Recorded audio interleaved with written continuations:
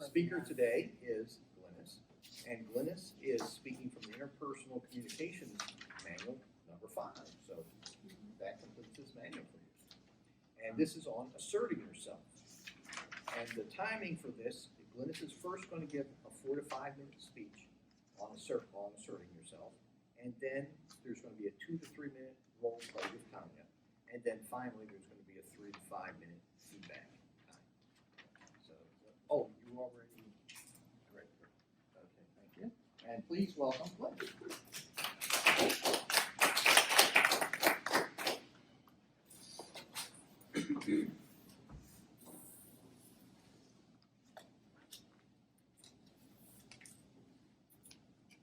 Have you ever been annoyed by a coworker?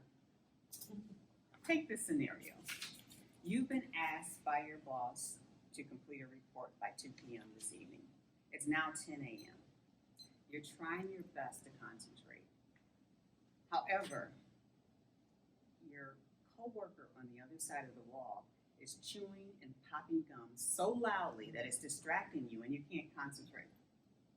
How would you handle that situation? Other scenario might be your son continues to leave the milk carton on the counter after pouring a glass of milk, even though you've told him many times to replace it. Put the milk back into the refrigerator once you're done. Or the repairman who swears that your dishwasher is fixed, even though every time you run it, it makes a loud noise. Again, these are all situations that we need to be able to handle effectively. We could simply ignore our coworker, or we could get upset and yell and scream. We could say, "Jenny, would you stop chewing that gum? You sound like a cow." You could simply take the milk carton, put it back in the refrigerator every time your son leaves it out, even though he's perfectly capable of doing so himself. Or you could get upset, like many mothers might do. I've told you time and time again to put the milk back into the refrigerator. I'm not going to buy milk again if you continue to do this. You could run your dishwasher when you leave. Set it so when you start it when you leave, walk out the door. Then that way you don't have to hear the loud noise. Or you could get upset and demand that repairman get back and fix the dishwasher. These are all responses to situations like those. Now the first two, actually ignoring, or in the case of putting the milk back into the refrigerator, you're actually fixing it yourself. Those two in the short term could be a viable solution. However, in the long run, not such a good solution. It may result in anger, pent-up anger, or resentment that could fester and have negative consequences physically and emotionally. It could cause things such as headaches, ulcers, or depression. On the other hand, getting mad, screaming, and yelling generally doesn't solve a problem. It will put the other person on the defense and actually cause uncooperative behavior. Again, how do we assert ourselves effectively? We're going to talk about 4 steps today. But before we get into those steps, the one thing we have to realize is that the problem resides with us. Think about it. Your coworker gum chewing, it's not impacting her. She's getting her work done. You're the one that can't concentrate. You can't complete your task on time. Your son's not impacted by the milk carton being on the counter. You're the one who has to make the extra trip to the store, spend the extra money when that milk spoils. So the next time we have to deal with situations like these, we're going to deal with them a little bit differently. We're going to follow those 4 steps, and those steps are, we're going to state the problem. We're going to tell our feelings about it. Then we're going to come up with a solution, or we're going to specify a solution. We're not going to negotiate a solution. We're going to specify a solution that we want to happen. And then we're going to describe the consequences or the outcome. The scenario may go something like this. Jenny, I've been asked by Mr. Jones to complete a report by 2 p.m. I'm trying my best to concentrate. However, it's hard when you chew gum. I'm concerned that I'm not going to get it done on time. Could you stop chewing gum until I finish this report? It will allow me to focus, and I'm sure Mr. Jones will be pleased. Pretty simple. Most of us have reasonable coworkers. However,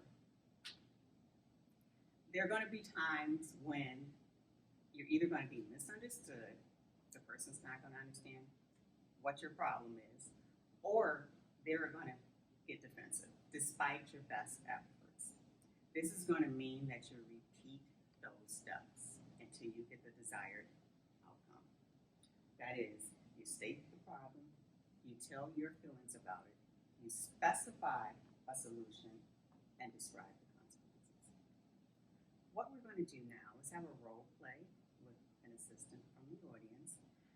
And we're going to have a situation where we want a behavior to stop. And after that, I will ask for your feedback. So we can stand.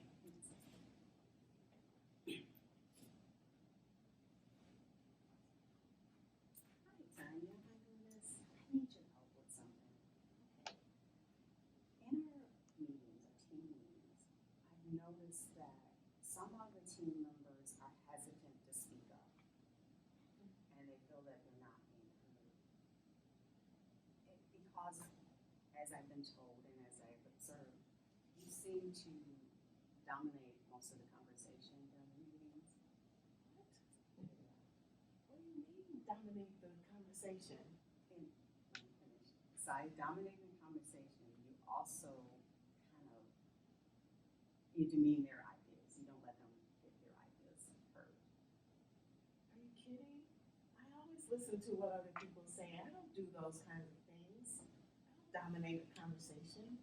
Well, I'm concerned that their feelings, or they're not getting their voice. Their voice is not being heard. So what I would like for you to do is maybe not be the first person to speak in the meeting, let someone else have a chance to state their opinion and give their idea, and maybe not shoot it down so quickly. Well, I usually don't say anything, but until I wait so long and they take so long, and then I just like have to say something because they take too long to say, and I always have great ideas. We want to hear from everyone. As a team, that's the best thing, is that everyone is heard. And if you allow the other members, team members, to express their opinions and to get their ideas across, I'm sure it's going to make for a better cohesive team. And it's going to bring about different ideas and maybe some innovative things that we never thought about. Yes, I can hold out. I do like to hear what other people have to say. So I will try my best to let everyone be heard and not dominate the conversation. It might be difficult, but I'll do it. Well, let's try it out and see how it works. Okay. Thanks, Simon. You're welcome. Okay, at this time, I would like your feedback. What could have been done differently? I do realize we kind of didn't get through the 4 steps because we had feedback, and the 4 steps don't really allow for an interchange of conversation, but that's what we have, and I think actually it's better to have that interchange of conversation. Could you please state the 4 steps? Steps. State the problem, tell your feelings about it, specify a solution, and then describe the outcome or the consequences. They may have been in there, but not in order. I thought you was effective speaking with her where she came up with the 4th step herself. I don't know if that was intended as the outcome, but No, it was unrehearsed. yeah, because she came up with, well, I'm gonna try to do this differently instead of you having to say. So I thought it was effective the way you handled it, as well as I won't say fighting back, but handling her confrontation, contradiction. yeah. And you did exactly what you said. You were to restate the problem and feel it. So that was very well done. I understand most of the cases it's going to be more reasonable discussion, but in some cases where Exactly. like your co-workers take offense, how do you make it a little bit less blunt or more diplomatic? However, if we do that, we might leave margin for error.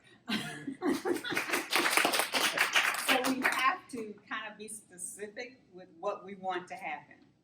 Yeah, we tell the problem, and this is what I want to happen. I don't want to negotiate a solution with you. I want to tell you what's going to happen. That's kind of asserting myself. Well, we need you to come down. But I think that is something that should be done there. And I see it a lot. yeah, and I thought you handled it very diplomatically and also got your point across.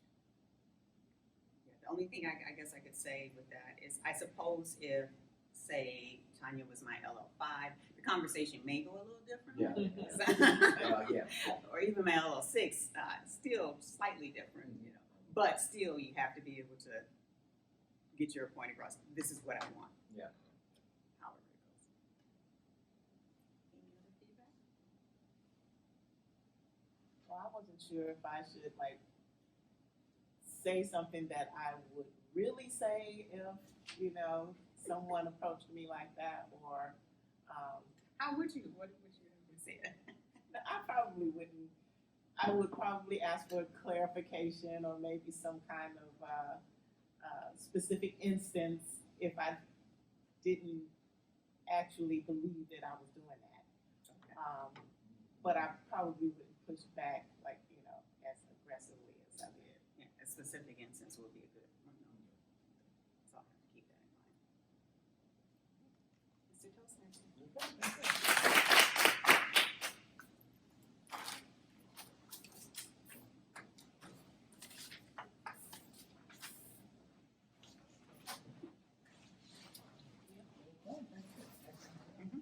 Okay, so now is the table topics portion of our meeting.